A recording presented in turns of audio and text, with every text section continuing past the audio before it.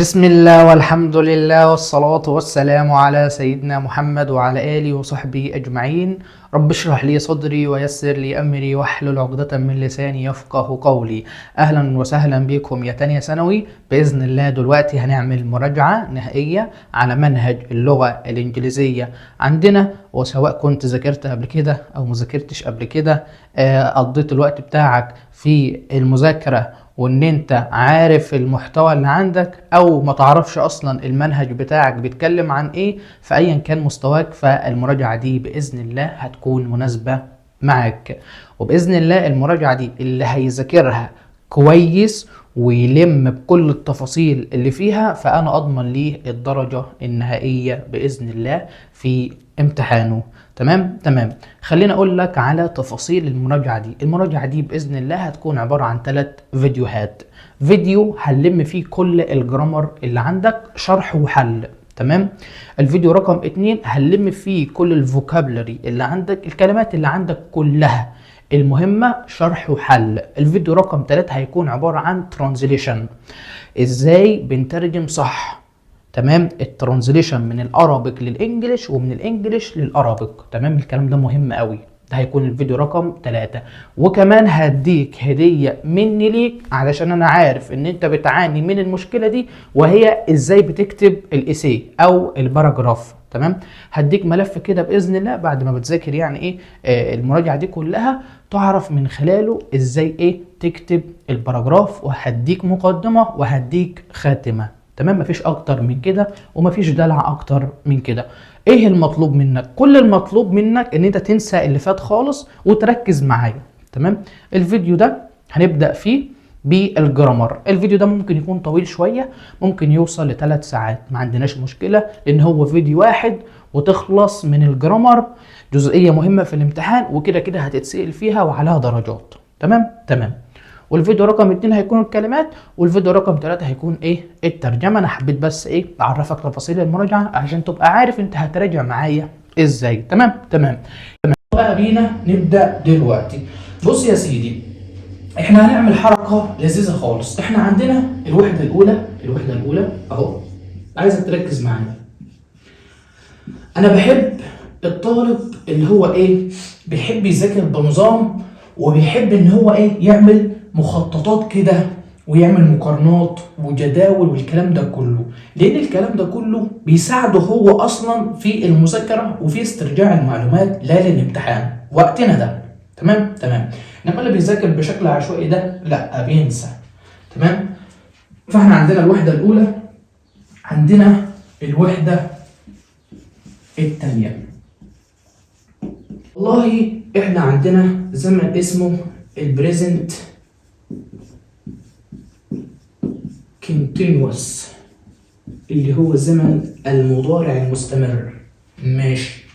عندنا زمن تاني اسمه الباست بيرفكت. حلو قوي.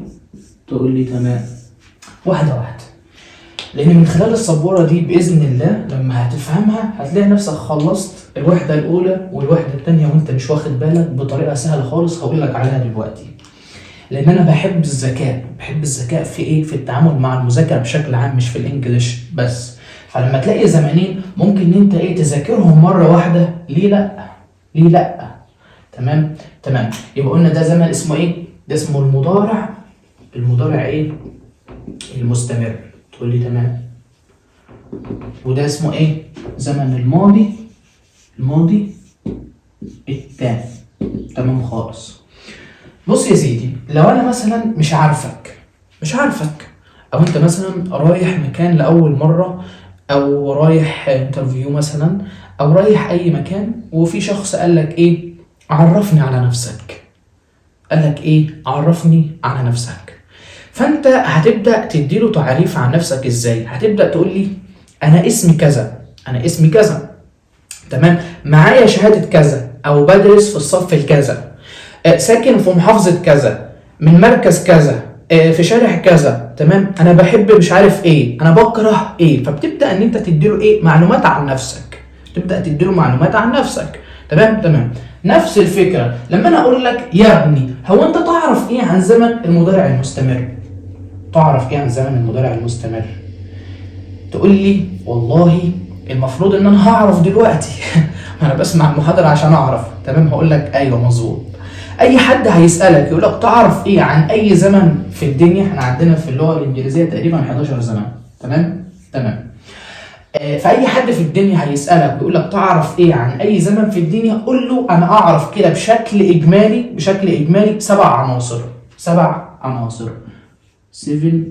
items، يعني 7 عناصر لازم تكون عارفهم في اي زمن في الدنيا، ده بشكل اجمالي. العنصر الاول اسمه ايه؟ الفورم او ايه؟ التكوين. تكوين الزمن ده عامل ازاي؟ العنصر رقم 2 النيجاتيف بتاعه، النفي. هو النفي بتاع الزمن ده عامل ازاي؟ ماشي. بعدين السؤال فيه نوعين، السؤال النوع الاول والسؤال النوع الثاني. تقول لي ماشي. عندك بعد كده المبني للمجهول. تمام خالص، امور واضحه؟ تقول لي الامور واضحه. الكلمات الداله، والله لازم نعرف الكلمات الداله على الزمن. الكلمات الداله بيقولوا يعني عليها اسمها الكيوردز، ما عندناش مشكله. الاستخدام، هو الزمن ده بيستخدم في ايه؟ الاستخدامات طبعا مهمه خالص، الاستخدامات دي يبقى قلنا 1 2 3 4 5 6. العنصر رقم 7 اهم النقاط، الملحوظات يعني. تمام، تقول لي تمام. يبقى اي حد في الدنيا هيسألك ويقول لك يا ابني تعرف ايه عن اي زمن؟ تعرف ايه عن زمن الماضي التام؟ قول له انا اعرف عن زمن الماضي التام 7 عناصر بشكل اجمالي كده اللي هم قدامك دول. بعدين هيبدأ يسألك يقول لك طب معلش ممكن تقول لي التكوين بتاعه؟ يعني مثلا قول لي التكوين بتاع زمن المضارع المستمر. تبدأ ان انت تفصص بقى التكوين. قول له ان التكوين بتاع زمن المضارع المستمر، الفاعل طبعا اللي هو السبجكت، الفاعل طبعا زائد ام او از او ار زائد الفيرب نحط له اي ان جي. تمام خالص. طبعا الفاعل لازم، بص، اصل اي جمله اكتف في الدنيا يعني ايه اكتف؟ اكتف يعني ايه؟ مبنيه للمعلوم. الناس الشاطره معايا تقول مبنيه ايه؟ للمعلوم. لازم تبدا بالفاعل. واي جمله باسيف يعني ايه؟ الناس الشاطره تقول معايا مجهول، مبني للمجهول. دي لازم تبدا بالمفعول. فانت تاخدها قاعده في حياتك، اي جمله اكتف في الدنيا بتبدا بالفاعل، اي جمله باسيف في الدنيا بتبدا بالمفعول. تمام. يبقى قلنا ايه؟ فاعل ام وز او ار، والفعل هنحط له اي ان جي. في اسهل من كده؟ تقول لي لا، الامور بسيطه. هو ممكن ايه؟ يزود، يقول لك ايه؟ طب معلش ممكن تقول لي مثال؟ قول له من عينيا. ناخد مثال اهو مثال. We are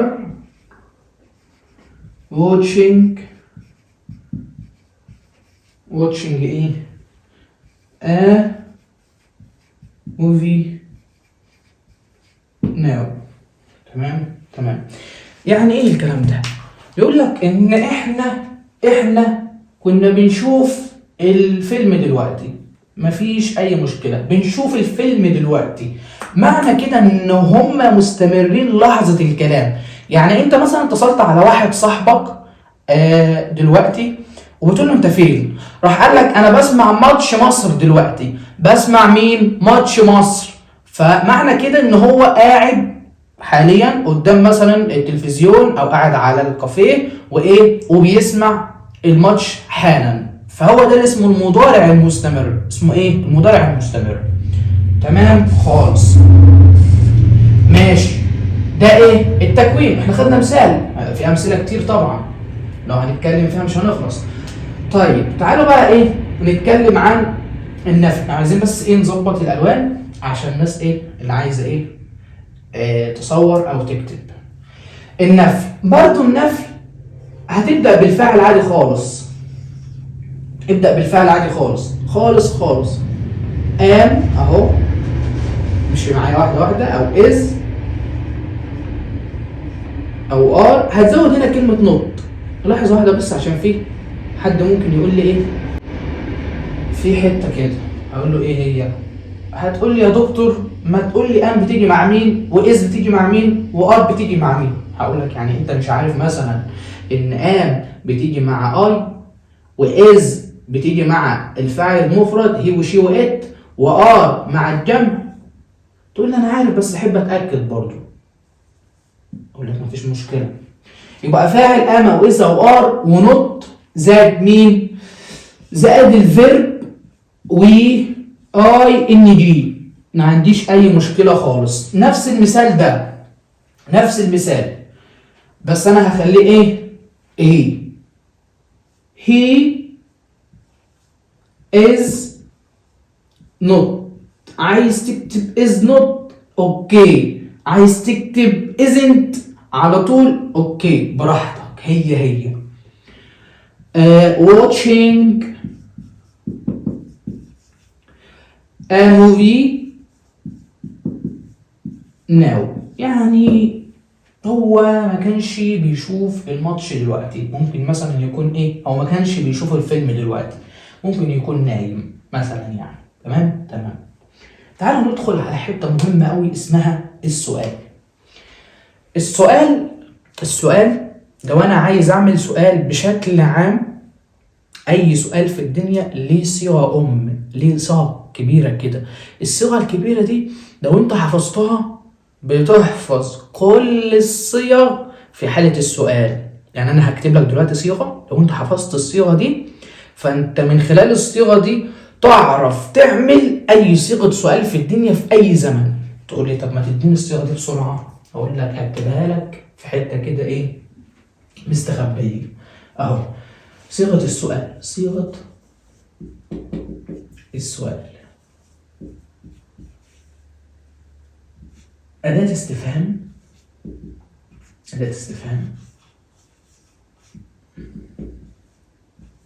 زائد اهو فعل مساعد،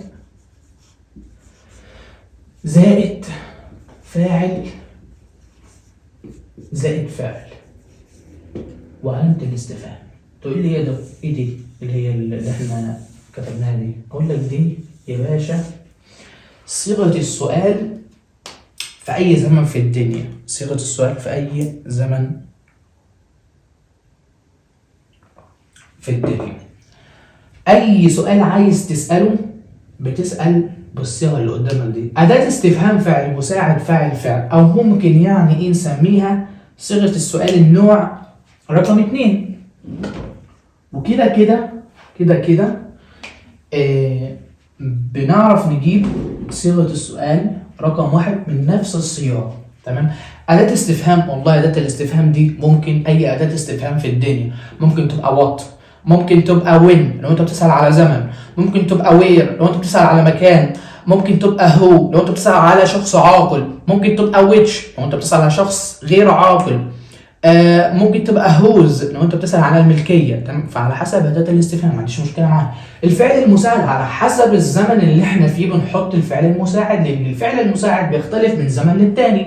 الفاعل بينزل زي ما هو. صيغة الفعل برضو مختلفة بناء على الزمن. يعني ايه مختلفة بناء على الزمن؟ يعني أنا مثلا هنا في المضارع المستمر الفعل معايا بيكون محطوط في اي ان جي، غير مثلا الماضي التام الفعل بيكون في التصريف الثالث البي بي. تمام. فعلى حسب.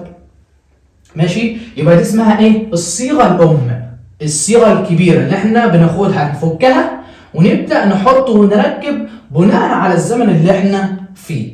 تمام. يبقى السؤال اهو، السؤال عندي نوعين، في سؤال نوع اول وفي سؤال نوع تاني. سؤال نوع اول وسؤال نوع تاني. اللي انا كتبته لك ده النوع الثاني، نبدا بيه ونكتبه. انت هتنزل الصيغه دي بس هنكتبها بالانجلش عشان شكلها يبقى حلو. انا هنا كتبتها لك بالعربي، هنا هنكتبها بالانجلش. أداة استفهام يعني ال WH word اهو. تمام.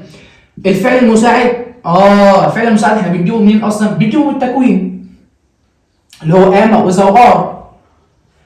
am او is او are زائد السبجكت اللي هو الفعل يعني زائد الفعل يعني فيرب حط له ing وعلامة الاستفهام طبعا. تمام. يبقى انا فكيت دي بس فكيتها. طب احنا عايزين نجيب السؤال النوع الاول. سهلة جدا. شفت اداة الاستفهام دي كأنها مش موجودة وكمل بده. يعني من اول هنا كده من اول الحتة دي كده هتكتبها فوق بس كده يا سيدي. فالسؤال اهو am او is او are زائد السبجكت زائد الفعل وحط له ing وعلامة الاستفهام. يا سلام على الحلاوة. السؤال ده بيكون بمعنى ايه؟ هل، والاجابة بتاعته بيس اور نو. طب السؤال ده بيكون بمعنى ايه؟ على حسب ايه؟ أداة الاستفهام اللي انت بتسأل فيها. انت يعني بتسأل عن ايه بالظبط؟ كان، زمان، شخص، على حسب. تمام؟ تقول لي تمام مفيش اي مشكلة. احنا خلينا مثلا ايه نشوف كده ايه مثال يعني كده ايه ناخده وبعدين ناخد ايه المبني للمجهول. مثلا اهو في مثال اهو بيقول له ايه، لا القلم ده مش حلو خلينا في القلم التاني اهو. في مثال اهو بيقول له ايه are you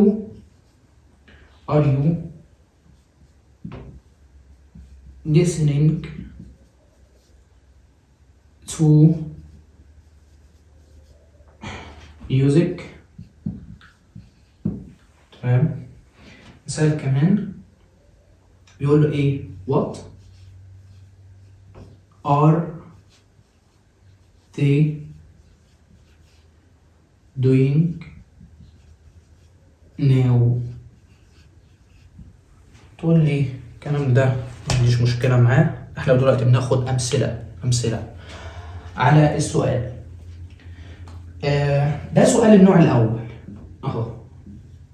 بيقول له هل أنت يعني بتسمع موسيقى؟ هل بيسأل واحد يعني بيقول له هو أنت بتسمع أغاني؟ ممكن يقول له yes or no. تمام. رقم 2 هنا بيقول له إيه؟ what are they doing now. هم بيعملوا ايه دلوقتي؟ بيعملوا ايه دلوقتي؟ عايز يعرف. بيسأل على جماعة معينين بيقول له انتوا بتعملوا ايه دلوقتي. خلاص تمام كده. ده السؤال. في مشكلة السؤال؟ تقول لي لا مفيش اي مشكلة. تعالوا ناخد المبني للمجهول. المبني للمجهول اهو هنكتبه في الجزئيه دي وهنكتب تحتها على طول ايه الكلمات الداله. ما يعني مش هياخدوا معانا ايه كتير عشان بس ايه التناسق بتاعنا والشكل العام ما يبصش. تمام. المبني للمجهول قلت لك المبني للمجهول لازم تبدا بالمفعول. لازم المبني للمجهول ده اللي هو الباسيف لازم تبدا بمين؟ بالمفعول. المبني للمجهول ليه 3 شروط. مفعول اهو، مفعول، والشرط رقم 3 ده ثابت. البي التصريف الثالث للفعل في اي زمن. يبقى ده ثابت وده ثابت. اللي بيتغير هنا اللي هو الفعل المساعد على حسب الزمن اللي انا فيه. طيب هيكون ايه؟ am او is او are ونحط كلمة being. الله، هي being دي جاية ليه؟ being جاية تعويض عن الاي ان جي. ما انت لازم تبقى فاهم كل كلمة اتكتبت ليه. كل كلمة اتكتبت ليه تفهمها. الانجليزي فهم تفهم. هو حفظ بس عشان تحفظ لازم تكون فاهم. فمثلا ما ينفعش مفعول am is are being be. ده المبني للمجهول في زمن المضارع المستمر. طب بعد شهر ايه المبني للمجهول بتاع المضارع المستمر؟ مش هتعرف. لكن لو انت فاهم هتقول لي انا عندي معلومه انا عارفها ومنطقيه اصلا، ان لو اللي احنا بنتكلم في الاكتف يعني مبني للمعلوم بيبقى فاعل، طب مبني للمجهول مفعول. طب هو اصلا كان تكوينه اما واذا او ار، وكان في كلمه بينج جايه تعويض عن الاي ان جي، وكده كده البي بي ايه ثابت في كل الازمنه. شفت من خلال الفهم؟ تمام تمام خالص. ده المبني للمجهول. تعالوا كده نشوف مثال مثلا. يعني هنا بيقول لي مثلا ايه، عايزين نكتبها في حته كده ايه حلوه. اللي بيقول لي الدينار is being cooked by mom. يعني الاكل ايه اتعمل عن طريق الام. ماشي ماشي. الكلمات الدالة على الزمن ده، في كلمات طبعا ايه زي ناو، كلمات الدالة عليه. خلينا نعمل دي، ومش كتير يعني نكتبه من اهو في الحتة دي، كلمات الدالة عليه. ناو اللي هي الآن يعني، at the moment يعني في هذه اللحظة. دول أهم كلمتين احفظهم، يعني تقريبا مش هتشوف غيرهم. تمام، يبقى at the moment و now دول أهم كلمتين تعرفهم عن الزمن ده. ماشي ماشي. أمال إيه استخدامات الزمن ده؟ استخداماته تعالوا كده إيه نشوف الاستخدامات بتاعته. استخدامات الزمن ده بيقولك إن هو إيه يستخدم الأحداث المستمرة في الحاضر. زي ما قلت لك يعني كل الأمثلة اللي احنا خدناها دي، كل الأمثلة اللي احنا خدناها فوق دي هي الأحداث المستمرة في الحاضر. تمام تمام. ده ايه استخدامات الزمن ده، بس هو ده أهم استخدام ليه اللي هو ايه الأحداث المستمرة في الحاضر. في استخدام ليه تاني بيقول لك ان هو يعبر عن المستقبل، يعبر عن المستقبل يعني صورة من أشكال المستقبل. حتى في قاعدة في ثالثة ثانوي بإذن الله هتاخدها لما تدخل ثالثة ثانوي اسمها أشكال المستقبل، ومجمع لك في القاعدة دي هي عبارة عن تجميع شوية أزمنة، وكل زمن استخدام معين ليه كده في المستقبل. يعني مثلا زي المضارع البسيط، هل تتخيل ان المضارع البسيط بيعتبر صورة من صور المستقبل؟ يعني المضارع البسيط بيقول لك ان هو بيستخدم ليه بقى؟ لبداية مثلا المباريات، الحلقات، المسلسلات، اللي هو الوقت والمواعيد. تخيل. طب المضارع المستمر يقول لك ان هو بيستخدم زي ايه للترتيب كده، الترتيب عن شيء انت هتعمله. تمام، بس ده مش موضوعنا ان انا ادخلك في حته المستقبل، لان ده ايه مش هي الحته اللي هتتسال فيها. تمام تمام.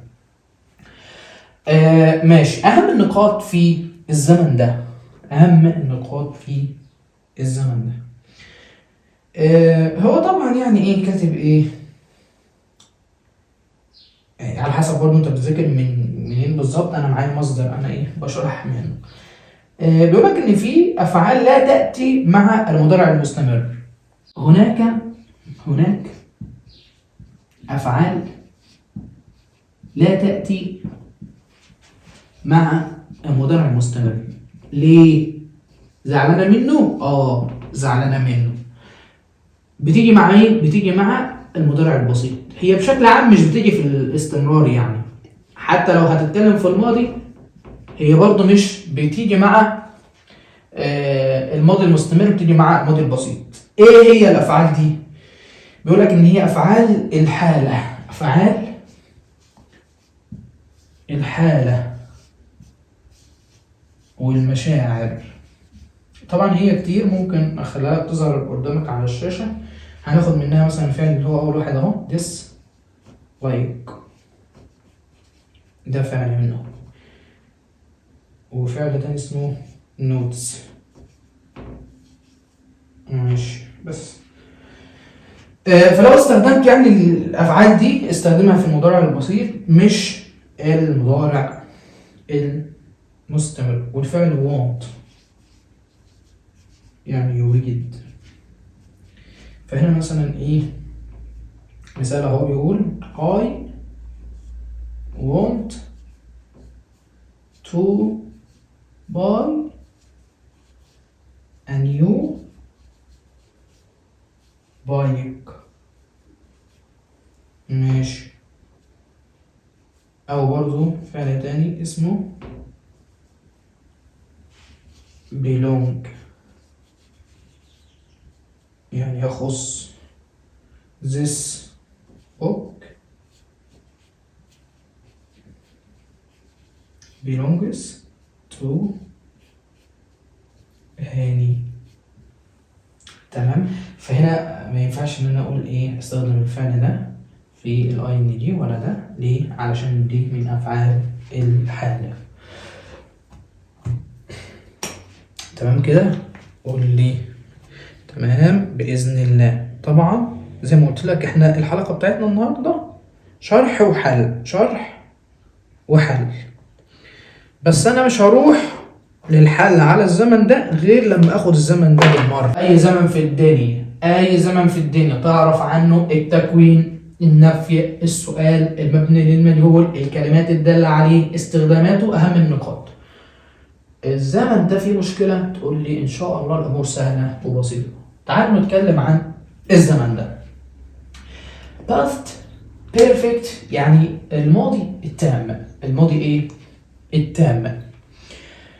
الماضي التام التكوين بتاعه فاعل اللي هو السبجكت زائد هاد زائد البي بي اللي هو التصريف الثالث للفعل. يبقى فاعل اهو او السبجكت يمكن يعني السبجكت اهو زائد هاد زائد البي بي. تمام. يبقى السبجكت اللي هو الفاعل زائد هاد زائد البي بي. تمام. يقول لي ماشي. النفي بتاعه في حد مثلا ممكن يقول لي طب هو هاد بتيجي مع المفرد ولا بتيجي مع الجمع؟ هاد بتيجي مع الاثنين لان مفيش غيرها اصلا. السبجكت زائد هاد زائد نوت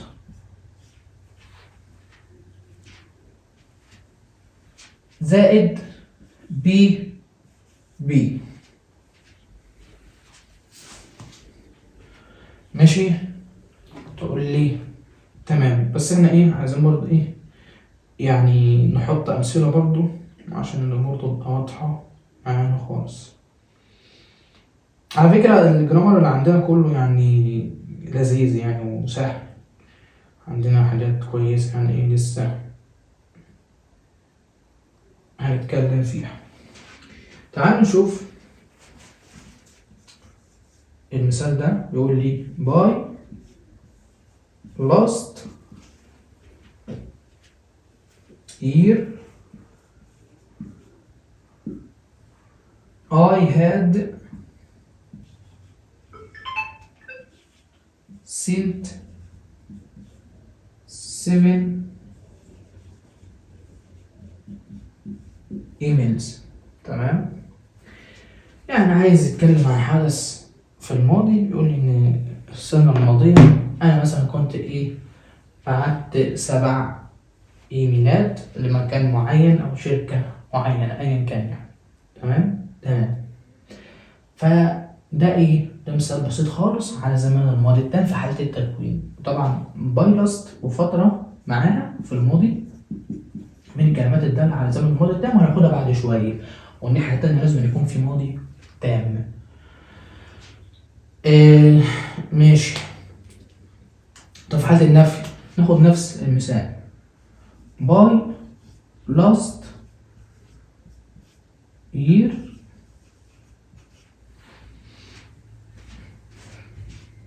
I hadn't sent 7 emails. تمام؟ ده ايه في حالة النفي. ماشي، تعالوا نتكلم بقى عن حالة السؤال. نفس الفكرة. بص انت لو فهمت الزمن ده بالطريقة اللي انا شرحت بيها والميكانيزم اللي احنا مشينا عليه، خلاص هتلاقي الامور بالنسبة لك زي الفل. تمام؟ تقول لي تمام، يبقى احنا دلوقتي هنتكلم عن السؤال. تقول لي انا عارف الصيغة دي هستخدمها وافك منها. اقول لك اصلا المفروض تعمل كده، يعني تستخدم الصيغة دي وتفكها دلوقتي وتطلع منها السؤال. تقول لي يلا نحاول كده استفهام، يعني WH word زائد الفعل المساعد هنا had طبعا، زائد الفعل انا ما عنديش مشكلة مع الفعل اللي هو السبجكت، زائد هنا بقى ايه البي بي وعلامة الاستفهام. ماشي. طيب السؤال النوع الاول، شفت دي كأنك مش شايفها، نكمل بهاد والفعل والبي بي اهو، هاد زائد السبجكت زائد البي بي علامة الاستفهام. من السؤال ده بمعنى ايه؟ هل. تمام؟ تقول لي تمام خالص. ماشي، تعالوا بينا نشوف مثال ناخده. had she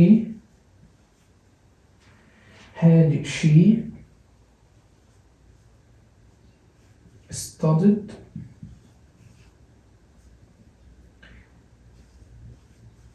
before going out؟ علامة الاستفهام طبعا. ماشي،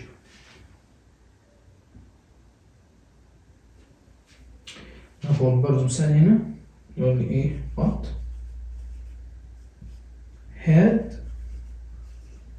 what had she done before going out؟ تمام. تعالوا كده ايه نوضح الكلام ده. بيسأل سؤال عادي، بيقول له او بيقول لها يعني had she studied before going out؟ هو انت كنت بتذاكري قبل ما تطلعي؟ عايزة ترد وتقول له ايوه كنت بذاكر، او ما كنتش بذاكر، براحتها. فاحنا عايزين نقول مثلا نقول ايه yes she had، ايوه كانت بتذاكر. عايز اقول لا هي ما كانتش بتذاكر no she hadn't. تمام. ماشي. طيب السؤال التاني what had she done before going out؟ هو انت كنت بتعملي ايه قبل ما تطلعي؟ شكلك كنت بتذاكري. ده السؤال. المبني للمجهول اهو، المبني للمجهول الباسيف، امشي على الطريقة اللي انا قلت لك عليها. الاوبجكتيف او يعني المفعول يعني زائد هاد، حط كلمة بين عشان ما تزعلش، زائد بي بي وعلامة الاستفهام. تمام. ماشي، تعالوا ناخد المثال الحلو ده. بيقول ايه before the competition the team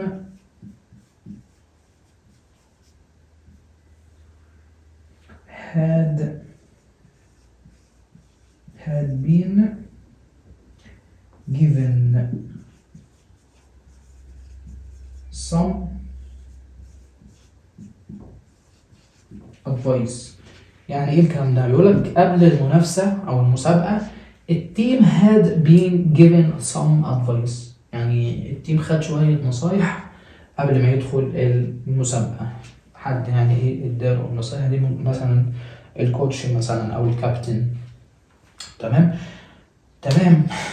ده الباسف.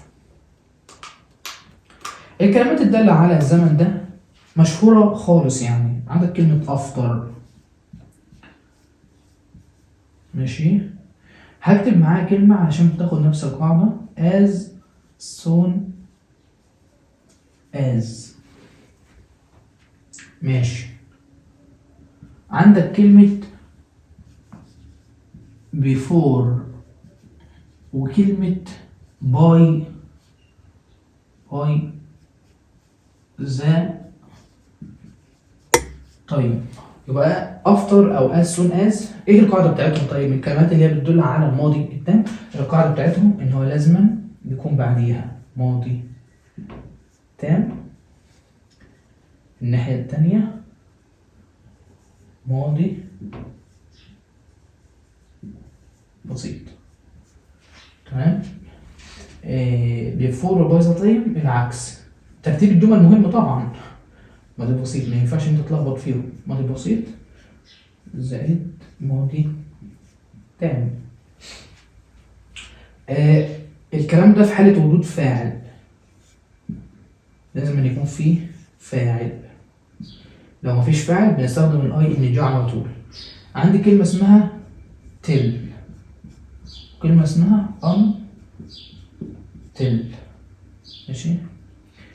طيب ايه قاعدتهم؟ هنا بيكون ماضي بسيط منفي، هنا بعديها ماضي تاني.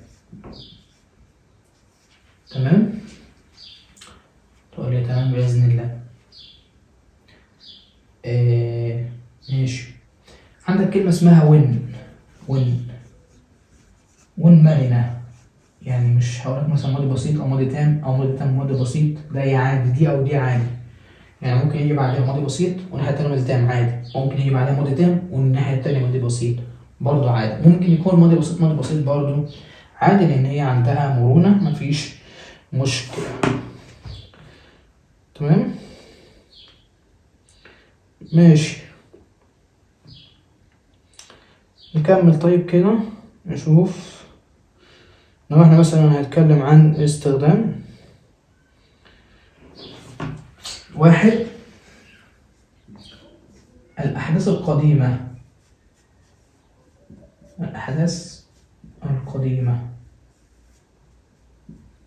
اللي هي في الماضي يعني. رقم 2، حدث تم قبل حدث آخر في الماضي.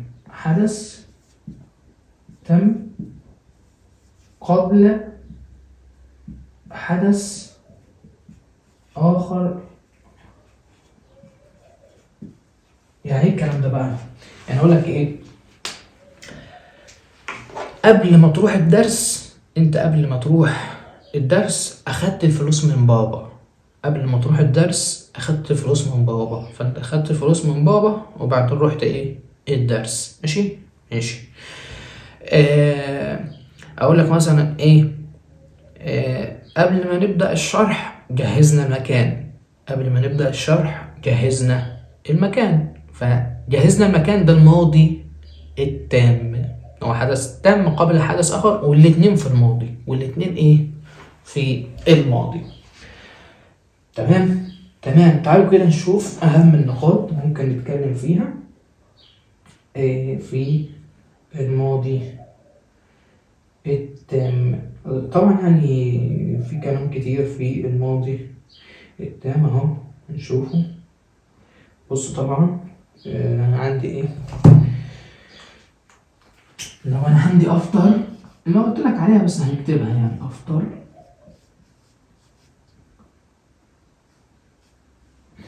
او حتى بيفور، هنا بدون فاعل، مفيش فاعل بعديها، بستخدم معاها ايه اي ان بي. تمام، بستخدم معاها ايه اي ان بي زائد افتر. بقى هنا هيكون معاها ايه، يعني الناحية التانية زي ما هي ماضي بسيط، ماليش دعوة بالناحية التانية، كان في الناحية اللي في الأول دي اللي في البداية. طب بيفور معاها الناحية التانية ماضي تام، ما عنديش مشكلة برضه. تمام. ماشي، عندي ايه تاني؟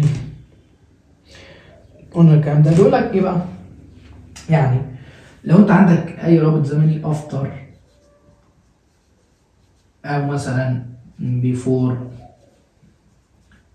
as soon as او حتى when، بيقول لك ان هو بيجي معاه ماضي بسيط، والناحية التانية ماضي بسيط. يعني عادي مفيش مشكلة، ماضي بسيط ماضي بسيط. تمام؟ قول تمام. في ملحوظة أخيرة هقول لك عليها وتظهر معاك على الشاشة، اسمها ايه؟ نو سونار وهاردلي وسكيرسلي. نو سونار هاردلي سكيرسلي معاهم ماضي تام في صيغة سؤال النوع الأول، ماضي تام في صيغة سؤال النوع الأول. يعني اعتبر إن الكلمة اللي هي نو سونار أو هاردلي أو سكيرسلي يعني أداة الاستفهام. تخيلها كده، تخيلها ليه؟ علشان الترتيب بعدها تبقى عارفه. يعني انت تخيلتها أداة استفهام فخلاص هيبقى بعديها هات وفاعل بي، هات فاعل بي عشان هو بيسأل في الحتة دي ولخبط فيها. هات فاعل بي. الرابط مع نو سونار زان، الرابط مع هاردلي وسكيرسلي وين والناحية التانية ماضي بسيط. في برضه تركيبة تانية اسمها it was only when، انه فقط عندما، المعنى انه فقط عندما. تمام؟ عندها ايه بس؟ برضو زي ما قلت لك ايه، نو سونر هارد وسكيرسلي ماضي تام سي او النوع الاول، او ممكن ماضي بسيط، يعني ممكن تبقى ديد والفعل والمصدر برضو عادي. ماشي، نرجع تاني. it was only when، انه فقط عندما، او it wasn't until، وبعدين ماضي تام، وبعدين رابط ذات، وبعدين ماضي بسيط. الكلام ده هيتضح معانا حالا دلوقتي واحنا بنحل. تمام كده يا شباب. دي الوحدة الأولى. الوحدة الثانية فيهم أي مشكلة؟ المضارع المستمر، الماضي التام. إن شاء الله الأمور تكون واضحة وسهلة وبسيطة. يلا بينا كده نحل شوية على ده ونحل شوية على ده، وبعدين نرجع نكمل في باقي الشرح بتاعنا. يلا بينا نحل شوية أسئلة كده على زمن المضارع المستمر.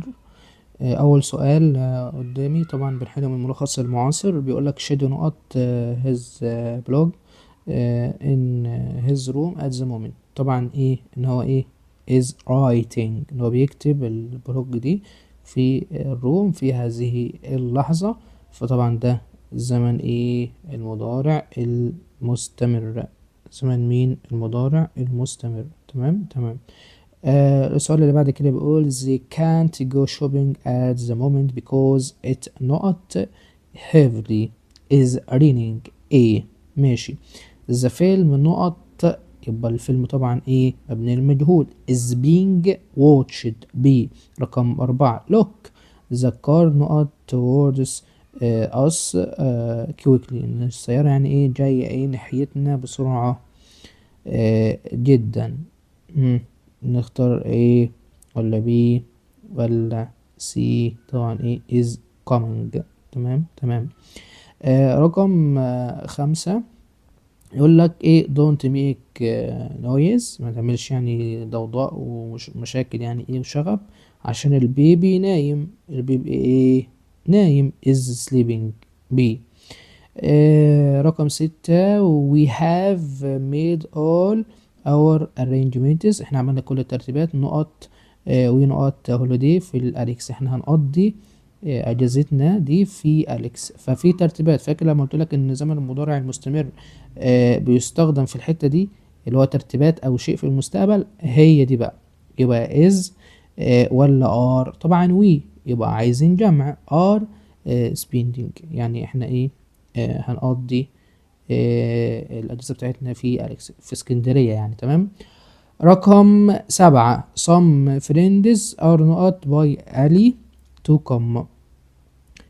هل نختار ايه ولا بي ولا سي ولا دي؟ طبعا هتبقى سي being called are being called. ماشي. رقم 8 I not behind the camera you can't see me this isn't a selfie. تمام. ان انا واقف يعني ايه خلف الكاميرا، انت مش هتشوفني، ده مش ايه سيلفي. يبقى ايه not ولا I am standing. تبقى A ولا B ولا C ولا D؟ طبعا دي. I am standing ان انا ايه واقف في الخلف يعني قدامها. ما هو ده مش سيلفي، تمام، ده بيبقى تصوير عادي. ماشي. رقم 9 I can't play this game with you as نقط، عشان انا ايه مش هقدر العب معاك عشان انا عندي ايه ريفيجن يعني كده، او بعمل ايه مراجعة وكده. هل A B C D؟ طبعا هتبقى D. رقم 10 we can't enter the hall because احنا مش هنقدر ان احنا ندخل بسبب ايه مش هنقدر ندخل يعني المكان ده والحجرة دي او القاعة دي يعني، علشان بتدهن دلوقتي، بتدهن is being painted دي. تمام. بس كده مش هنحل اكتر من كده، مش هنحل اكتر من 10 جمل على كل زمن، عشان طبعا احنا في مراجعة نهائية، والمراجعة ده اصلا ميكس شرح وحل، عشان برضه ايه وقت الفيديو ما يبقاش طويل قوي والناس تمل. فهنكتفي ب10 جمل، ويفترض انت بقى تكمل. ده وقتك، وده وقت المراجعة، وقت المذاكرة، وقت ان انت تشد. خلاص لعبنا كتير، فده وقتنا ايه في المذاكرة، وقتنا في الحل. تمام. يلا كده نخش على اليونت اللي بعديها. يلا يا شباب، دلوقتي هنكمل في الحل، وهنحل برضو شوية كده على زمن الماضي التام من الملخص المعاصر. أول سؤال بيقول لي before نقط a car my brother learned how to drive well. قبل يعني ما يشتري السيارة وكده اتعلم ازاي يسوق كويس. طبعا before هنا بنركز هنا هل في فاعل ولا مفيش؟ مفيش، يبقى ايه اي نيجي على طول، يبقى سي. تمام. after she نقط يبقى ماضي تام. had done يبقى بي. رقم 3 نقط seeing the virus dog I was very afraid. هو هنا بقى ايه بيسألك في ايه؟ بيسألك في الرابط. هل during بيجي معاها اسم؟ تقول لي لا، on هي اللي بيجي معاها ايه الاسم، يبقى 3 سي. رقم 4 after، ومن غير ما اكمل الجملة يا سيدي after مفيش فعل، يبقى اي نيجي على طول، اي نيجي على طول. تمام. ماشي، يبقى ايه بي. رقم 5 when he was on holiday عمر نقط grand prix day. تمام. ماشي. هل ايه ولا بي ولا سي ولا دي؟ ايه لما يعني ايه كان في الاجازة كان بيروح يزور يعني ايه الجراند بيرونتس. جراند بي يعني الجراند ايه بيرونتس يعني ايه كل ايه يوم وكده. تمام. فهنا visited، هنا ايه visited هي ايه الأحسن عشان تدل على العادة في الماضي. رقم 6 حمد نقط back home until يعني until بقى وقبليها ماضي بسيط منفي. تمام. وبعدها ماضي تام، ماضي بسيط منفي didn't. رقم 7 الفاير بريج نقط immediately the fire was put out. نختار ايه ولا بي ولا سي ولا دي as طبعا الناحية التانية ايه ماضي بسيط. طبعا هنا برضو ايه ماضي بسيط قلت على طول، يعني ماضي بسيط احداث بتحصل ورا بعض على طول، مفيش فاصل زمني بينها. اللي بعد كده رقم 8 باي ذا تايم. باي ذا تايم نعتبرها فور، يعني باي ذا تايم بعدها ماضي بسيط والناحية التانية ماضي تام. رقم 9 having set his alarm clock هي نقط قبل، يعني بيروح يعني ايه ان هو ايه بعد ما ظبط يعني المنبه هو ايه راح عن النوم. خلاص برضه هنا احداثه ورا بعض على طول، يبقى went بيظبط وينام، بيظبط وينام. تمام. يبقى بي. رقم 10 لين لوجد اوفر ذا مون از نقط هير فاينل اكزام. ده لين يعني تبدو ان هي سعيدة جدا جدا عشان هي خلصت ايه الامتحانات ونجحت في الامتحانات بتاعتها. هاد بازد عشان طبعا هو الحدث الاول، ان احنا قلنا دايما ان الاحداث اللي بتحصل الاول بتتحط في الماضي التام. فهنا 10 سي وكده زي الفل. 10 جمل زي ما احنا متفقين على كل قاعدة علشان نخلص. يلا ندخل على اللي بعد كده. يلا بينا دلوقتي نكمل في الوحدة رقم 3. هنتكلم عن الادجectives والادفيربس. الادجectives يعني الصفات، تمام. يعني هي قاعدة يعني سهلة ولذيذة بإذن الله. هنوضحها دلوقتي ايه بالتفصيل الممل، علشان القاعدة دي مهمة وهتيجي في الامتحان بنسبة 100%، فلازم تبقى عارفها، تمام. ودي اللي هو ايه الأحوال، أو عايز تقول الظروف، ما عندناش مشكلة. هنبدأ بالصفات. بص، نبدأ بالصفات. يعني ايه صفة؟ وهي الصفة دي أنا يعني بتعامل معاها ازاي، وهي بتيجي فين بالظبط؟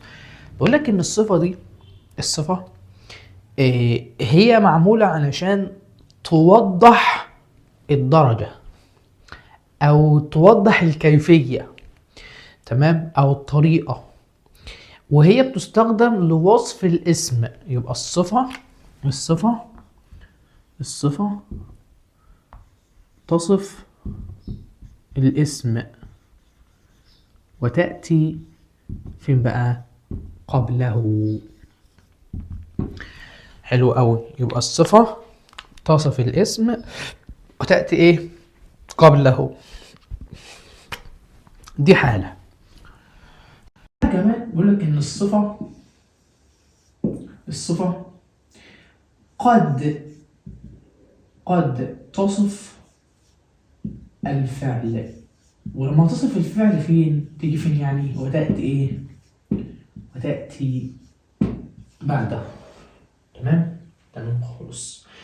تعالوا كده ايه ناخد الأمثلة. ماشي، تعالوا ايه ناخد الأمثلة. إيه اهو مثال اهو في البداية خالص اهو. he bought an expensive mobile yesterday. تمام. يبقى ايه؟ هو اشترى ايه؟ موبايل غالي امس. تعالوا واحدة واحدة ايه نوضح بقى ايه الكلام ده. اهو بص، دي اكسبنسيف، دي تقريبا ده القلم العيان. خلينا ايه في القلم ده كده اهو، اكسبنسيف. وده ايه؟ ده الاسم اهو، ده الاسم وده صفة. يبقى الصفة بتوضح يعني ايه، زي الشكل او الدرجة او الكيفية. يعني نوع الموبايل ده رخيص، غالي، جميل، مش جميل كده يعني. مثلا سامسونج، ايفون كده، تمام. فهنا ايه؟ دي الصفة وده ايه؟ الاسم. يبقى الصفة تصف الاسم وتأتي قبله. دي صفة اهو، صفة، ودي ايه؟ اسم. يبقى الصفة تصف مين؟ الاسم، وتأتي فين؟ تأتي ايه؟ قبله. ماشي. وده الغالب، ده اللي انت بتشوفه كتير يعني، ده الغالب انت بتشوفه كتير. تمام. ده مثال. تعالوا ناخد مثال كمان. يلا بينا. دي اهم واحدة اللي احنا اتكلمنا فيها. احنا قلنا ان إيه الصفة يعني ايه؟ بتصف الفعل وايه وتأتي ايه بعده. بعد الافعال دي، اسمها الافعال التقريبية.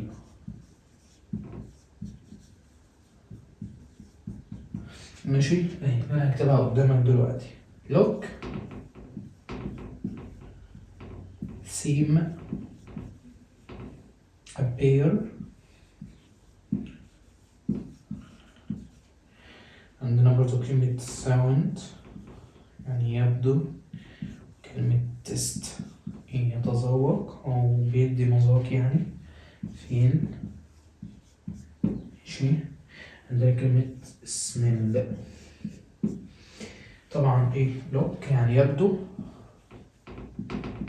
عايز تكتب معايا مفيش مشكلة. تمام. برضو السين يعني يبدو. appear يعني يظهر. ماشي. sound الصوت. ماشي. تيست يعني ايه تيست؟ يعطي مذاق او يعني ايه يتذوق يعني. ماشي. فيل يعني يعطي شعور او ملمس، يعطي شعور او ملمس. سميل يعني ايه؟ يعطي رائحة. تمام. ماشي. فالصفة ايه؟ تأتي بعد الكلام ده، بعد الأفعال اللي قدامك دي، زي مثلا لين،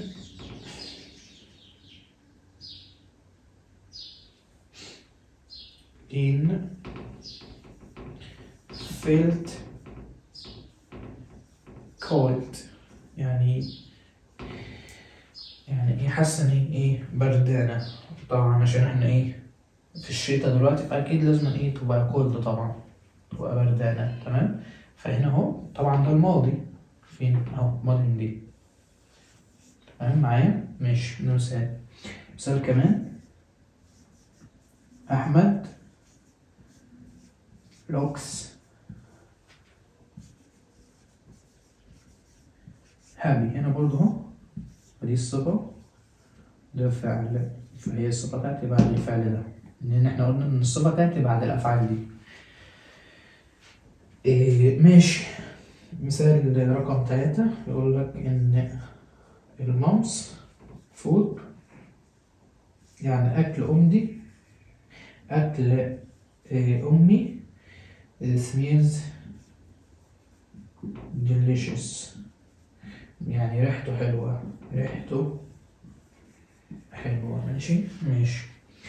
عايزك برضو تبقى عارف إن الصفة تأتي بعد الفيرب تو بي. على فكرة القاعدة دي مهمة علشان موجودة في تالتة ثانوي برضه، عشان كده أنا هشرحها لك دلوقتي بالتفصيل، بحيث إن أنت بتسمع المراجعة كده كده وهي في قلب المراجعة، فكده كده إيه لازم تسمعها.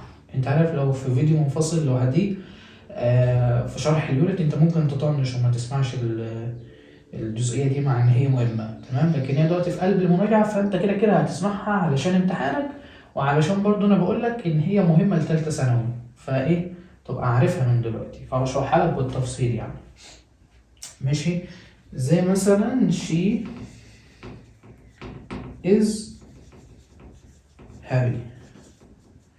اهو هنا هو verb to be، وهنا ايه؟ happy اهو صفر. ماشي. حلو قوي. حلو. في ايه برضو يقول لك ايه؟ يقول لك ان في إيه الصفة بتيجي بعد الكلمات اللي انا هكتبها دلوقتي. تأتي الصفة بعد الكلمات التالية. تأتي الصفة بعد إيه؟ الكلمات التالية. زي مثلا someone، somebody، something. يعني الكلمات اللي هي تظهر معاك دلوقتي على الشاشة هي دي إيه؟ الكلمات اللي احنا بنتكلم فيها something. فتأتي الصفة بعد الكلمات اللي احنا بنكتبها دي. ناخد طيب مثال كده يقول لك إيه؟ I met somebody important. أنا قابلت يعني شخص مهم. هنا هو somebody، كلمة important دي الصفة، بصفه إن هو شخص إيه معروف أو شخص إيه مهم. تمام. he مثال كمان he needs to buy everything necessary. تمام، everything necessary، محتاج ان هو يشتري كل حاجة يعني ايه بشكل ضروري. تمام.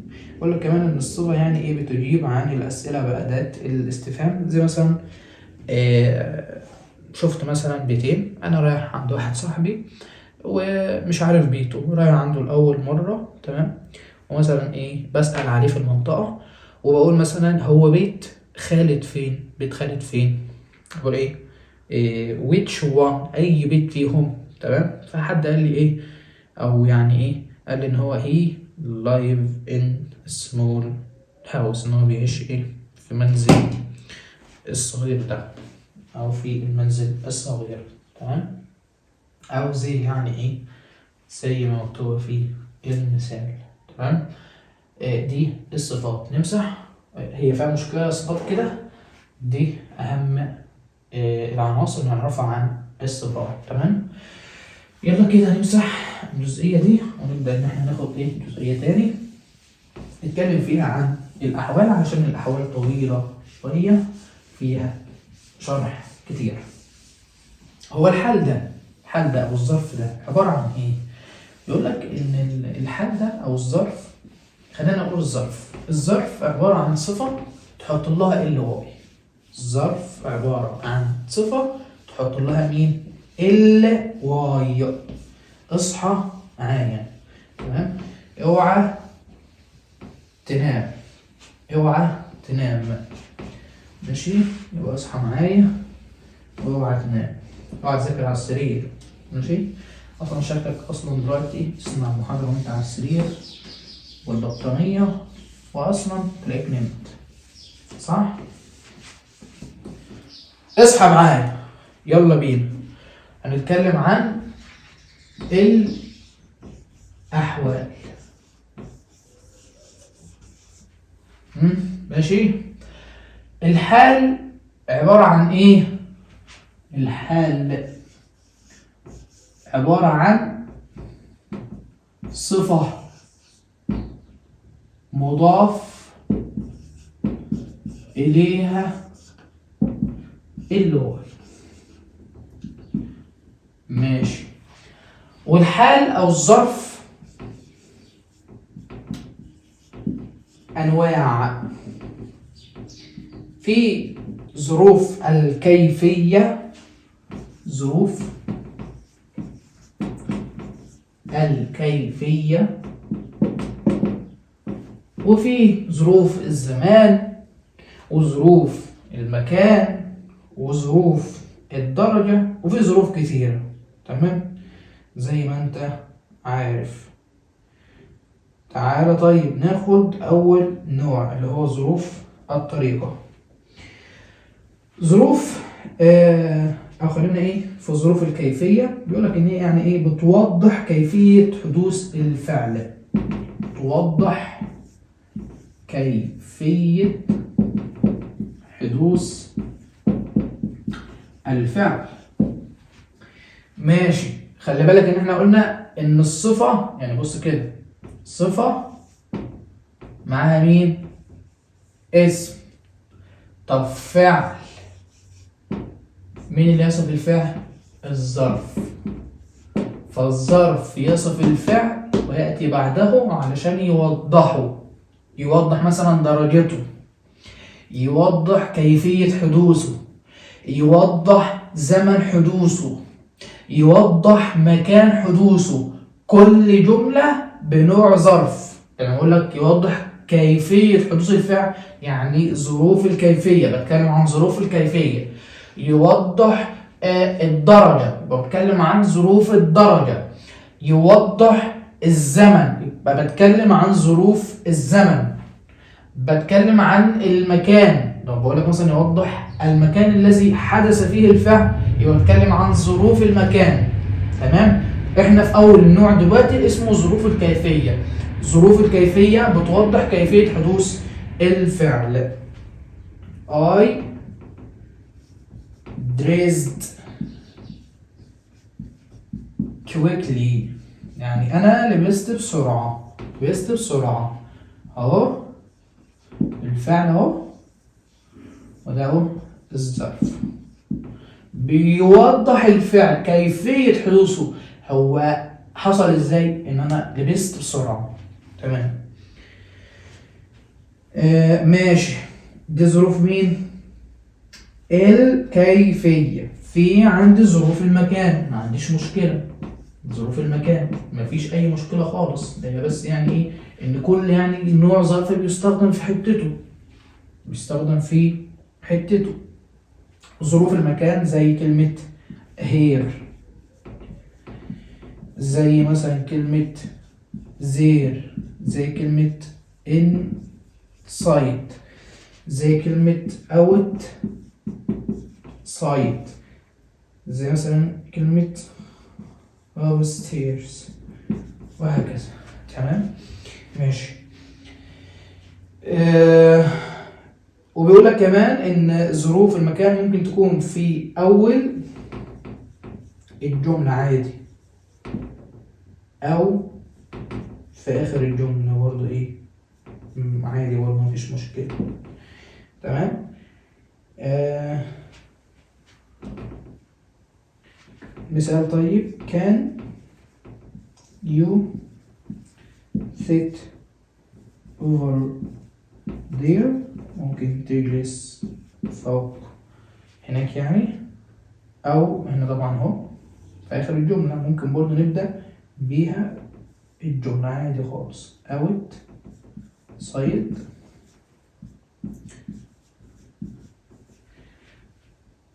there was a small cat، يعني في الخارج في قطة صغيرة. تمام. في الخارج ايه، في قطة صغيرة في الخارج. تمام خالص. عندي ظروف الزمن او الزمان. ظروف الزمان اللي هي ايه بقى؟ now يعني الآن، then يعني بعدين أو حيثما يعني yesterday بالأمس. عندك برضو كلمة tomorrow، ماشي، ممكن برضو كلمة today. تمام. دي ظروف الزمن. ممكن برضو ظروف الزمن في أول الجملة عادي، أو آخر الجملة، يعني ممكن تبقى في الأول نبدأ بيها، وممكن تبقى في الآخر برضو عادي. ماشي. تعالوا كده إيه ناخد أمثلة على إيه ظروف الزمن. بيقول لك إيه بقى؟ going to the cinema tomorrow، روح السينما ايه بكرة. عندنا آخر الجملة. تمام. ممكن برضو نبدأ بالظرف نفسه، نبدأ بالظرف الجملة عادي. زي ايه مثلا؟ زي ايه؟ زي مثلا المثال اللي انا هكتبه دلوقتي، يقول لك ايه؟ today we are seeing our cousins، يعني ان احنا النهارده هنشوف ايه؟ اولاد العم. تمام. نشوف مين؟ اولاد العم. ماشي. نشف بالقلم، نشف. تمام. في ايه تاني؟ يبقى قلنا ايه ظروف الزمان. طيب ظروف الدرجة شوفها كده هتظهر معاك، اللي هي very, quite, rather, we, even, we, a lot, we, a bit. She is very tall، هي طويلة جدا. ف very هنا ده ظرف درجة. very هنا ايه؟ ظرف الدرجة. يبقى very ايه؟ ظرف الدرجة بيوضح درجة الطول، هي طويلة جدا. تمام، فده اسمه ايه؟ ظروف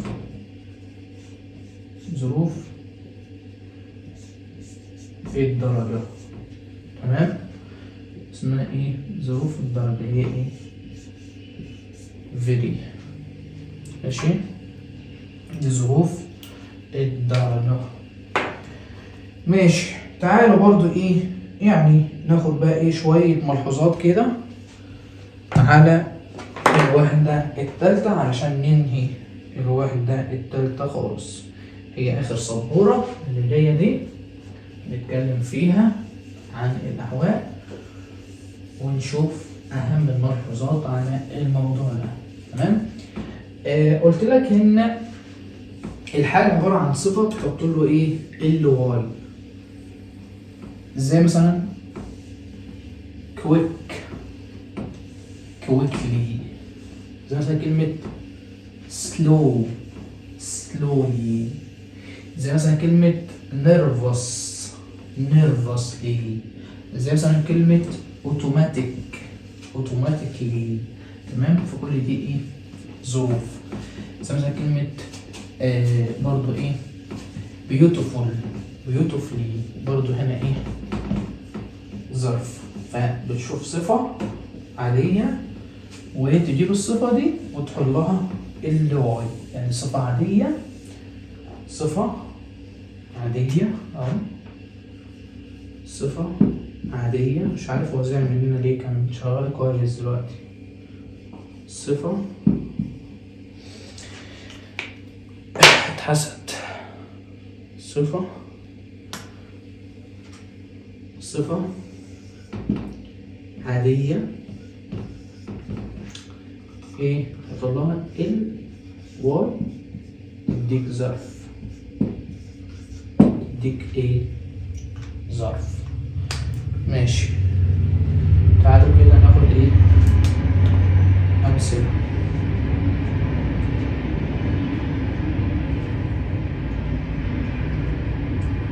يعني مثلا اهو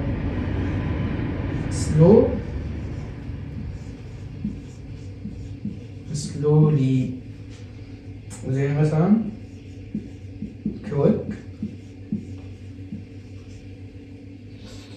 تبقى ايه؟ quickly. زي مثلا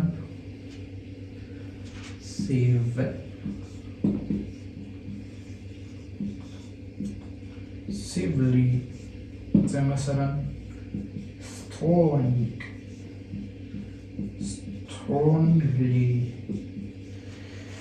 ماشي، او مثلا carefully باختلاف يعني بقى. يقول لك مثلا طب لو افترضنا ان الصفه دي منتهيه بالال، ايه المشكله يعني؟ حط ال واي برضه هيبقى منتهيه بالال واي. طب بعض الملحوظات اللي هي اللغويه يعني في حته الاضافه وكده، مثلا يقول لك طب نفترض ان الصفه منتهيه بالواي، فالواي بتتحول لاي ونضيف برضه ايه؟ ال واي عادي.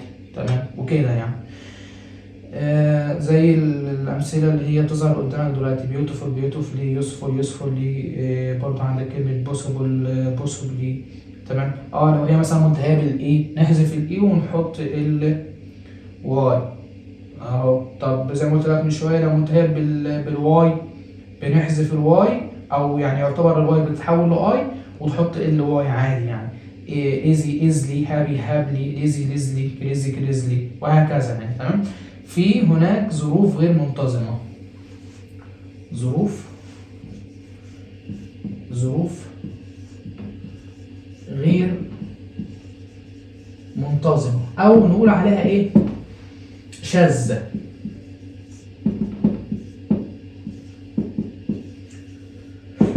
تحفظ كما هي. زي مثلا جود،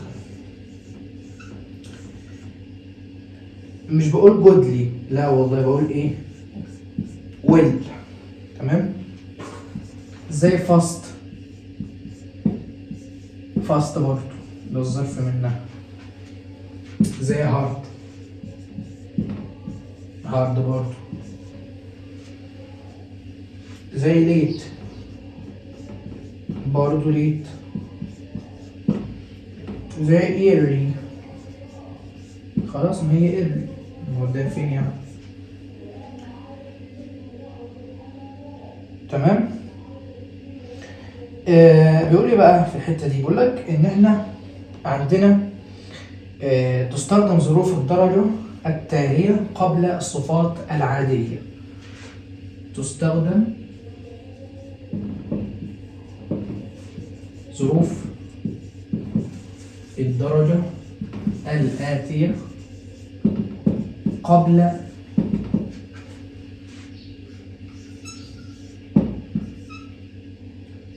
الصفات العادية، اللي هي ايه بقى؟ little، a bit يعني قليلا. تمام. عندنا برضو ايه rather او quite الى حد ما.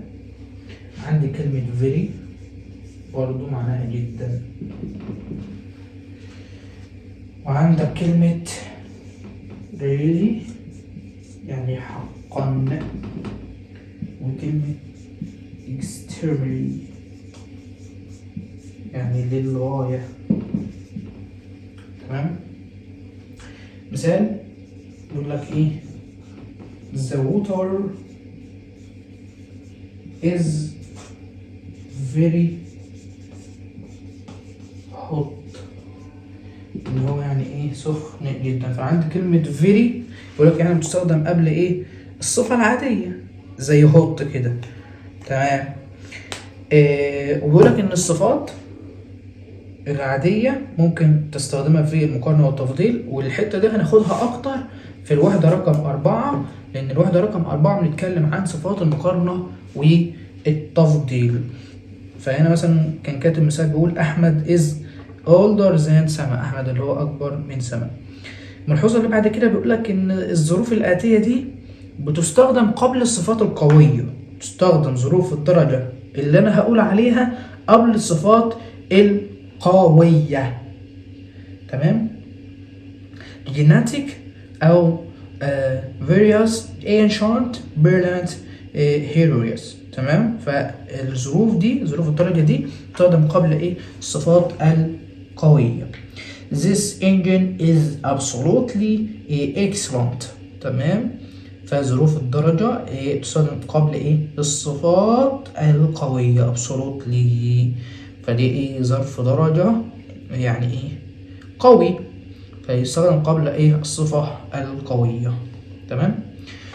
تمام كده يا سيدي. الوحدة رقم 3 زي الفل. برضو هناخد الوحدة رقم 4 وراها دلوقتي على طول، عشان هم يعتبر ايه؟ قريبين من بعض، قريبين من بعض، قرايب. تمام. علشان الوحدة الرابعة هنتكلم فيها برضو عن ظروف الدرجة والمقارنة والتفضيل والكلام ده كله. يعني كام صيغة كده هلخصهم لك في سبورة واحدة، وننهي الوحدة الرابعة بالمرة، وبعدين نحل عليهم الوحدة الثالثة مع الوحدة الرابعة، وبعدين ناخد الوحدة الخامسة مع الوحدة السادسة كشرح في سبورة واحدة أو سبورتين. تمام، على حسب يعني. وبعدين نحل عليهم، وبكده يكون نهينا الجرامر كله اللي عندنا في منهج تانية ثانوي. هنكمل برضو ونحل على يونت 3 من ملخص برضو المعاصر. أول مثال معانا بيقول لنا إيه؟ محمود doesn't take risks when he is driving. he drives not. محمود مش بياخد الريسك، يعني مش بيخاطر يعني بحياته لما هو بيسوق العربية وكده، هو بيسوق على مهله. فهنا طبعا فعل، احنا قلنا مين اللي بيصف الفعل؟ قلنا الظرف يصف الفعل ويأتي بعده، يبقى دي carefully. تمام. تمام. رقم 2 don't shout at me. so نقط نختار A ولا B ولا C ولا D؟ يساوي ايه؟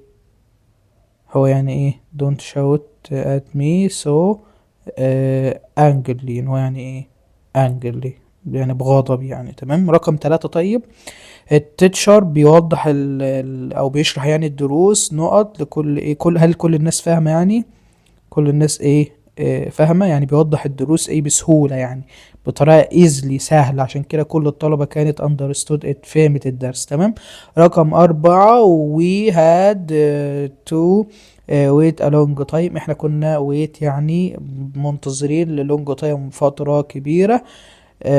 يعني ايه but we didn't complain، ما رضناش ان احنا ايه نشتكي، احنا انتظرنا بصبر، احنا عايزين كلمة بصبر patiently، اللي هو بصبر. سي. رقم 5. منى speaks English، منى بتتكلم انجليزي ايه بطلاقة. ها، هل ايه ولا بي ولا سي ولا دي؟ fluently اللي هي سي. تمام. رقم 6. احنا كنا بنعتذر لنقط ان احنا ايه وصلنا متأخر. رقم 6. ها، رقم 6 يبقى ايه على الايه ذا، يبقى ليتنس، على التأخير في الوصول للمحطة بتاعة القطار. رقم 7. ذات نقط وز او ان يعني نقط فيلم احنا ضيعنا فلوس على الفاضي، ان الفيلم ده كان بورينج، كان ممل يعني. تمام. عشان كده احنا ضيعنا فلوس على الفاضي. رقم 8. افتح الدور ده بالراحة عشان العيال نايمة، يبقى رقم 8 كوايتلي، اللي هو ايه. رقم 9. لما انا زرت القاهرة it was نقط كانت اقل ازدحاما يعني crowded than usual، من العادي. رقم 9 slightly يعني اقل ازدحاما بس مش بنسبة كبيرة يعني. تمام. رقم 10. students try نقط ما بيحاولوا ان هم ايه يحصلوا على افضل النتائج، فبيحاولوا يعني ايه بجد يعني وكده، يبقى هارد. وبس كده، مش هنكمل في باقي الحل، كمل انت زي ما احنا اتفقنا.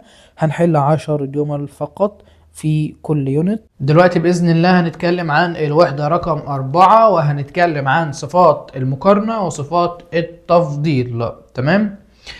طبعا صفات المقارنة، لو انا عندي صفة قصيرة، فعلشان ادخلها في صيغة المقارنة بنجيب الصفة حط لها اي ار وبعدين كلمة زان.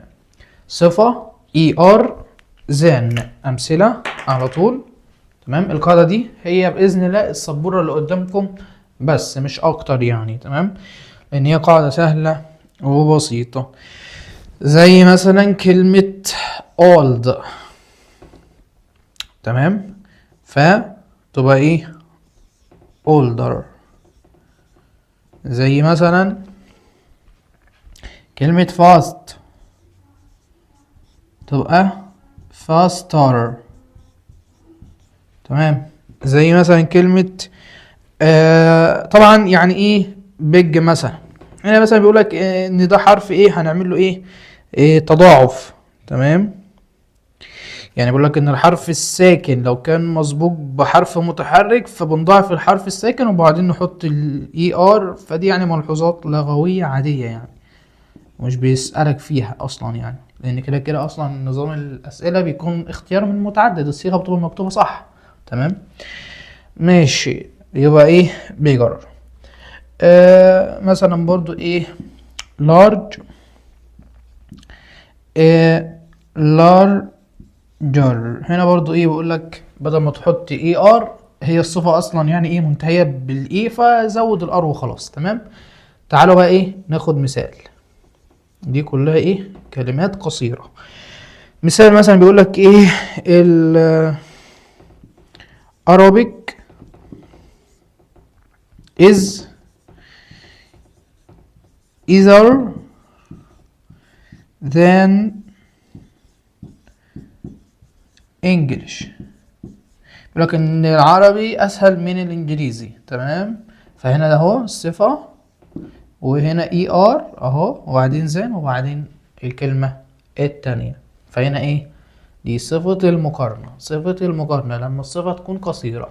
طيب نفترض ان الصفة طويلة. الصفة طويلة.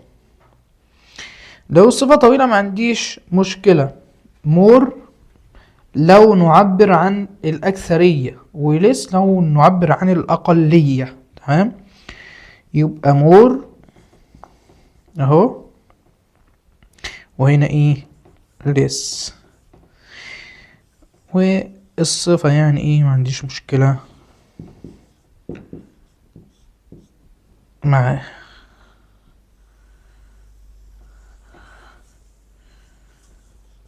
تمام. دي ايه الصفات الطويلة.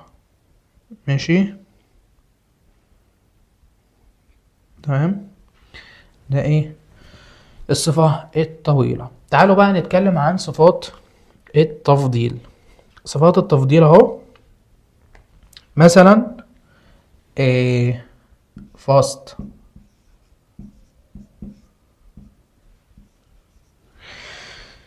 إيه فاست اهو تبقى ايه ذا فاستست. تمام. ماشي. طب old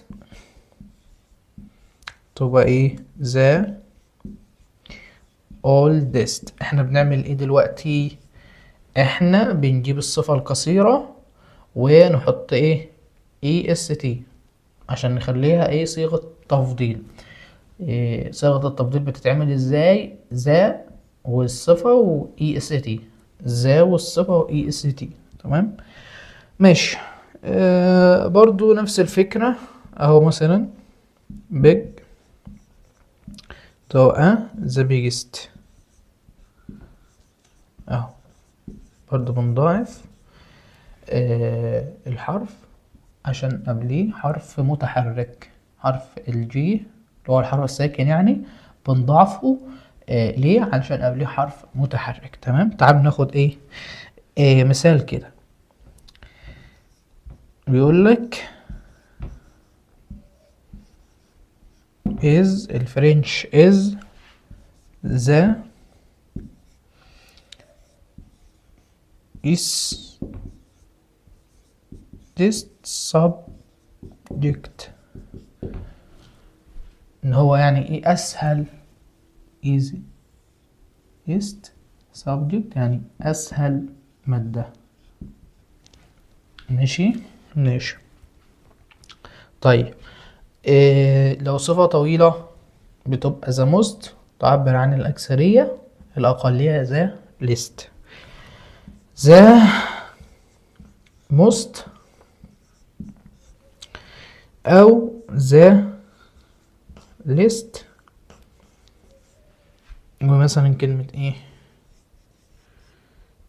beautiful. تمام. أقول مثلا ايه سارة the most beautiful girl in the class. يعني سارة هي أجمل واحدة في الكلاس. تمام. ماشي. فايه the most beautiful أو the least beautiful. دي الصفة الطويلة بنعملها ازاي في صفة التفضيل؟ the most والصفة أو the least والصفة. لو أكثرية the most، أقلية the least. تمام. تمام. التركيبة دي اسمها عبارة التساوي. عبارة ايه التساوي.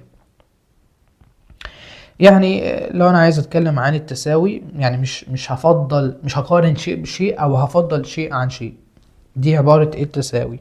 فبيبقى as والصفة as والصفة as. مثال اهو.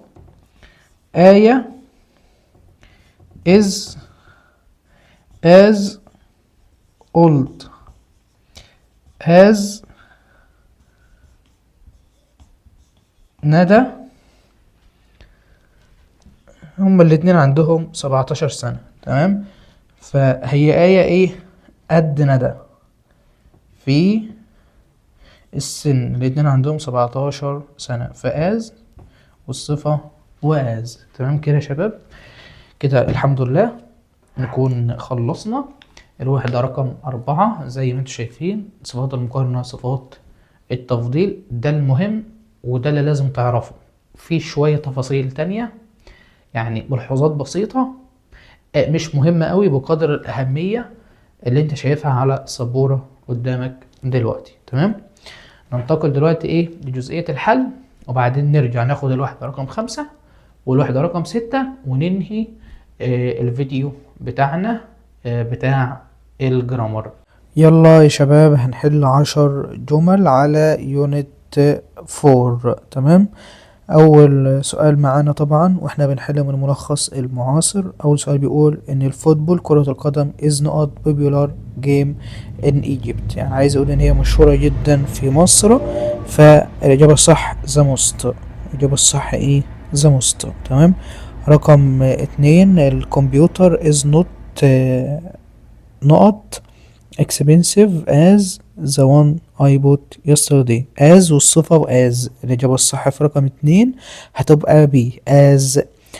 رقم 3 she is as نقط سما طول، يعني هي في نفس تقريبا طول سما، هما الاتنين نفس الارتفاع، فبنتكلم طبعا عن الطول أو عن يعني الطول.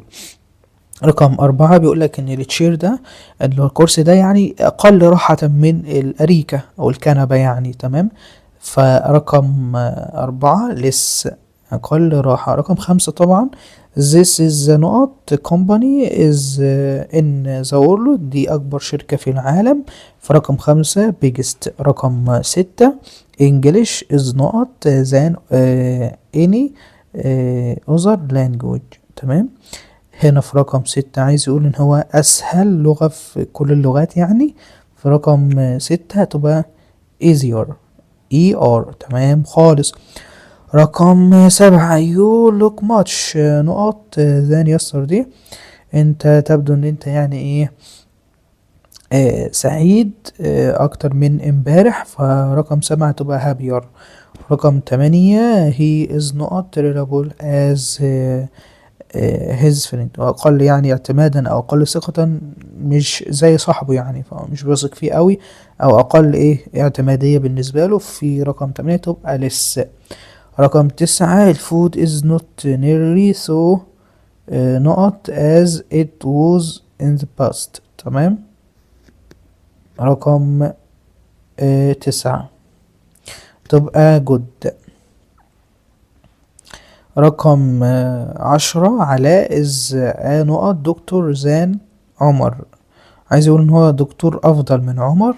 فطبعا لو انت هتبص على ذا بيست مش هتنفع عشان في زان، ولا بيست برضو تنفع، ولا جود تنفع، هي بيتر اللي تنفع بيتر. تمام، اللي هي اي ار والصفة وزان. تمام، كده حلينا 10 جمل برضو على القاعدة دي زي ما احنا متعودين، وانت حل الباقي. ويلا بينا ندخل على القاعدة اللي بعد كده. دلوقتي هنشرح السؤال المزيل. السؤال المزيل ده عبارة عن سؤال بيأتي في نهاية الجملة الخبرية، يعني انت بيكون عندك خبر معين وفي نهاية الخبر ده بيكون فيه فاصلة كده وبعدين السؤال المزيل. فبيقولك ان السؤال المزيل هو سؤال يكون آخر الجملة الخبرية لتأكيد المعنى. تمام. طيب أنا بعمله إزاي؟ بيقولك يتم عمل هذا السؤال من الفعل المساعد أو الناقص فقط وبعده الضمير العائد على الاسم. يعني أنت بتشوف الفعل المساعد اللي عندك في الجملة الخبرية وتاخده تحطه في السؤال المزيل. طب لو كان فعل ناقص هتاخد الفعل الناقص ده برضه وتحطه في السؤال المزيل، مع يعني الأخذ في الاعتبار العكس. يعني لو السؤال لو الجملة الخبرية الفعل المساعد موجود فيها مثبت، يبقى في السؤال المزيل يبقى منفي، والعكس صحيح. لو الفعل المساعد في الجملة الخبرية منفي يبقى في السؤال المزيل مثبت. تمام. رقم 3 إذا كانت الجملة المراد تأكيدها مثبتة هيكون السؤال المزيل منفيا والعكس صحيح. تمام. يستخدم للتأكيد على الكلام لطلب الموافقة أو التأكيد، أنت بتأكد على الكلام بتاعك. تمام. السؤال المزيل أصلا لازم يكون مختصر. طب يبقى كلمتين. ماشي. السؤال المزيل يسبقه اللي هي ايه الفاصلة دي، طبعا في نهايته بيبقى في علامة الاستفهام. السؤال المزيل بيكون بمعنى أليس كذلك أو مش صح كده. هناخد مثال بقى. you are a student، هو انت طالب. aren't you أليس كذلك، يعني ان انت طالب. فهنا اهو الفعل المساعد في الجملة الخبرية كان ايه مثبت. طب في السؤال المزيل بقى منفي، والضمير طبعا وعلامة الاستفهام. السؤال اللي بعد كده، هالة is not a nurse، هالة مش ممرضة. صح كده، يعني ان هي مش ممرضة. is she ان هو يعني ايه صح كده ان هي ايه مش ممرضة. تمام تمام. طيب يا سيدي، بيقول لك ان السؤال المزيل ما عندوش مشكله في الازمنه، يعني على حسب الجمله الخبريه في زمن ايه. مثلا كانت في زمن الماضي البسيط، خلاص ما فيش مشكله نستخدم فعل مساعد من الماضي البسيط اللي هو did. طب كان في المضارع البسيط ما فيش مشكله. طب في الماضي التام had. طب في المضارع المستمر اما واذا وار، ما فيش اي مشكله خالص عنده في الازمنه على حسب.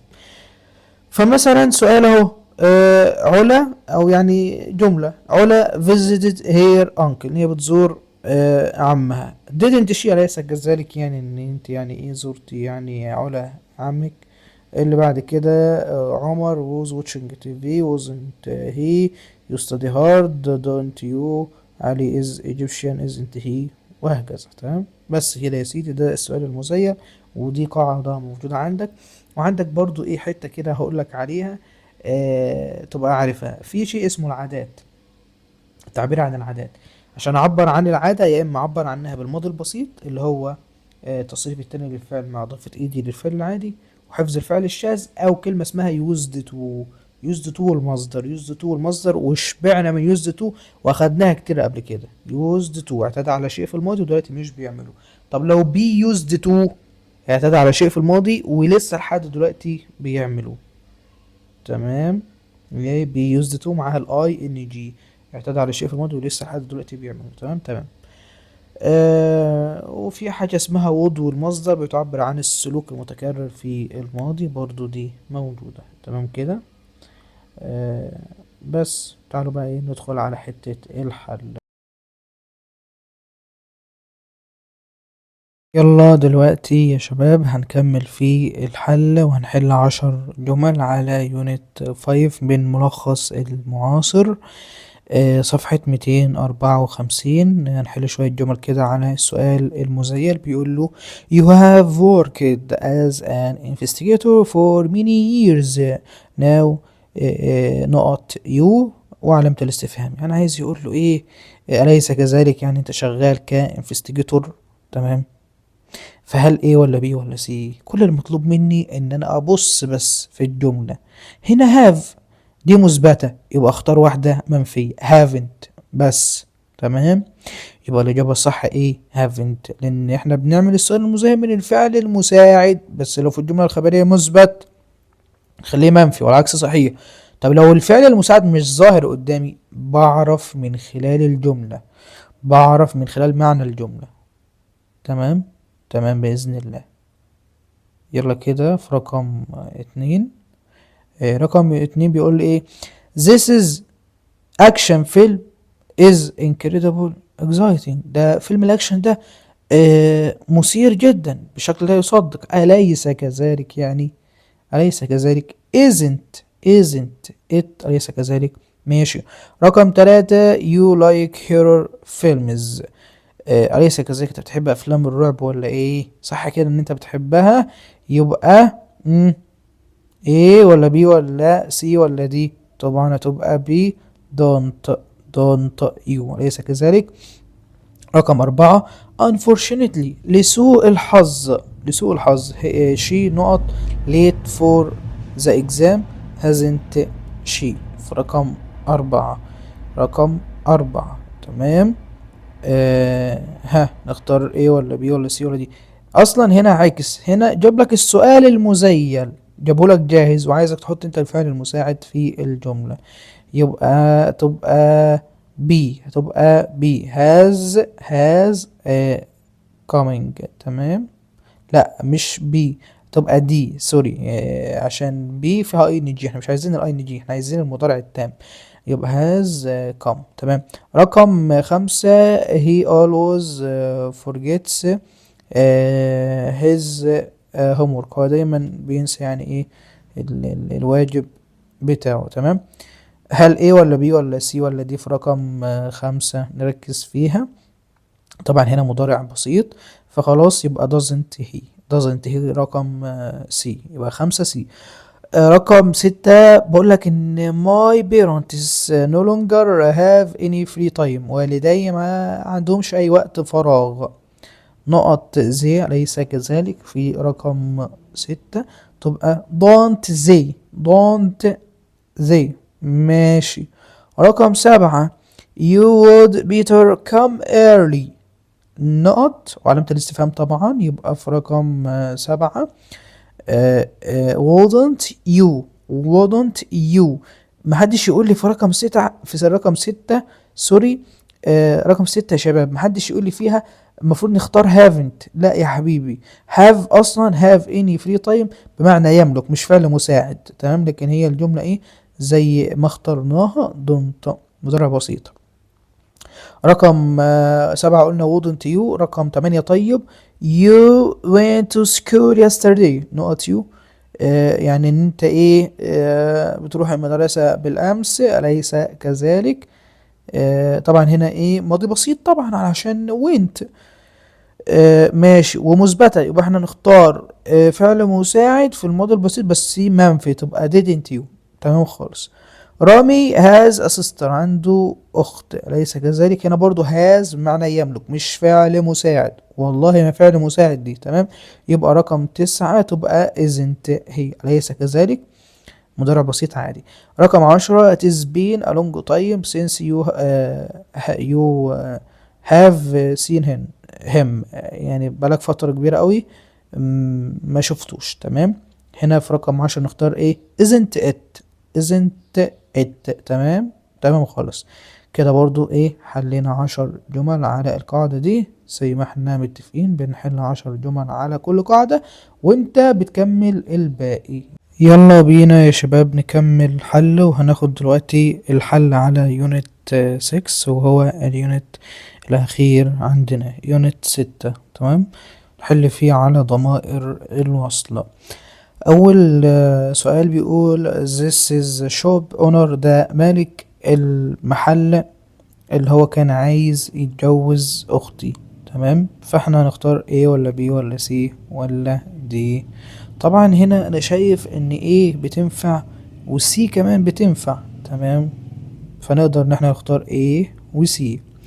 رقم 2 my father welcome my friends. يعني كان بيرحب بأصدقائي اللي انا دعيتهم في يعني حفل عيد ميلادي. تمام. هنا في رقم 2 هل نختار A ولا B ولا C ولا D؟ نفكر فيها.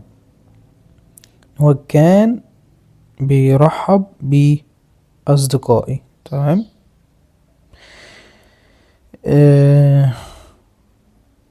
فكروا فيها. حد ممكن يقول لي ممكن نختار هوم، حد تاني ممكن يقول لي ممكن نختار ذات، حد تالت ممكن يقول لي ممكن نختار هو.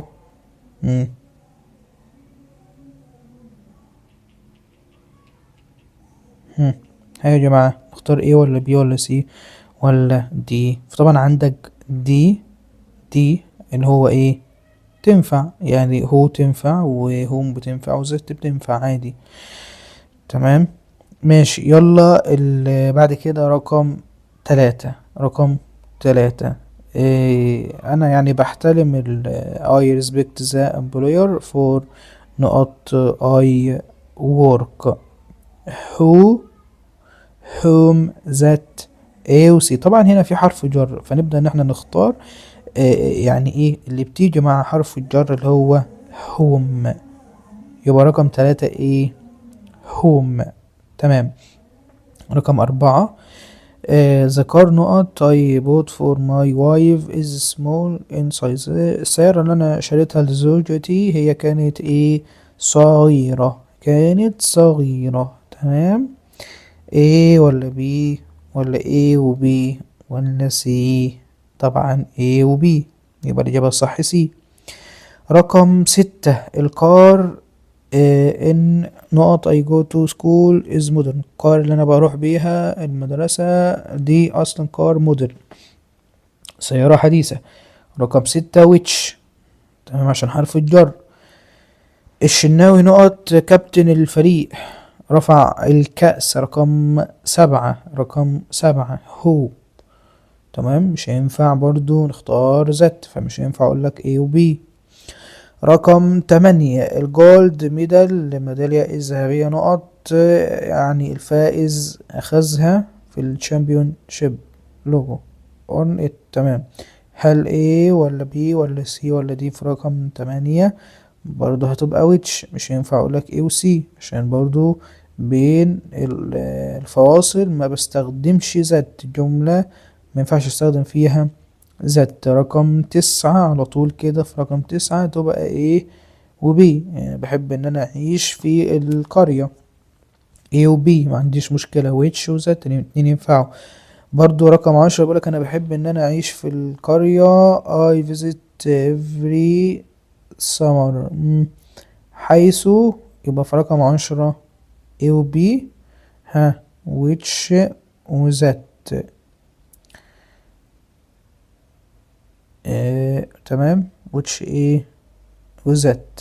تمام، يبقى تاني لحظة كده، في رقم 9 مش هتكون A و B.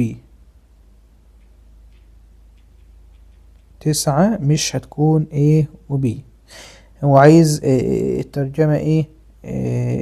يعني المفروض يقول لك ان انا بحب ان انا اعيش في القرية حيث ان انا اعيش، حيث يبقى وير. يبقى 9 هي هتبقى دي، و10 هي اللي هتكون ايه وبي. تمام. وكمل انت الحل بقى ايه في باقي الجمل. كمل انت الحل في باقي الجمل. كده احنا خلصنا الحمد لله المراجعة النهائية بتاعتنا، جزئية الجرامر شرح وحل. اخدنا الشرح يعني بالتفصيل، وكمان حلنا بقدر الامكان. طبعا في حل كتير جدا جدا جدا يعني. تمام، بس بناء على فهمك انت حل كتير، انت مش وراك حاجة، انت ايه ابدأ حل كتير، وبالتوفيق بإذن الله.